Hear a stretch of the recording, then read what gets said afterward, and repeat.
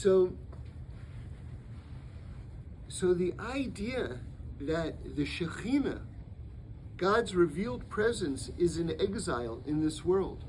So I'll tell you a story that the RUZHINER Rebbe was like the dean of all the Rebbes. All the Rebbes went to see the RUZHINER. And the RUZHINER was really like bringing back the glory of Malchus Beis David. And he dressed in incredible finery, and he had like a golden carriage and everything like this. But all of that was just for Kavod Torah.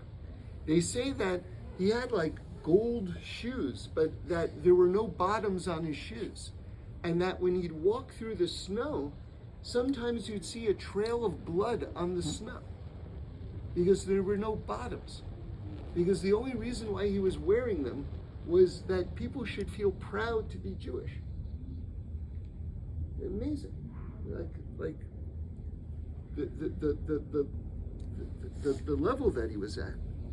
Well, because he sort of had all this outward finery, there was a rumor spread about him that he wanted to make an overthrow of the Tsar of Russia, and that he was going to be the Tsar of Russia, which, if you know anything about anything, is the most ridiculous thing in the entire world. Why would a Hasidic Rebbe want to become the Tsar of Russia? It makes nothing about it makes sense.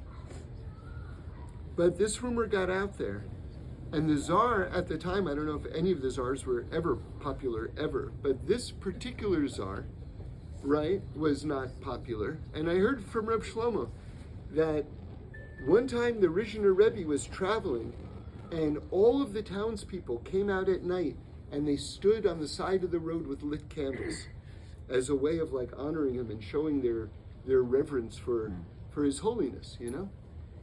And not so long after that happened, the Tsar went through, and there was one guy with one candle. And somehow word got out that, oh, you should have seen it when the RUZHINER was here. And the Tsar got very jealous.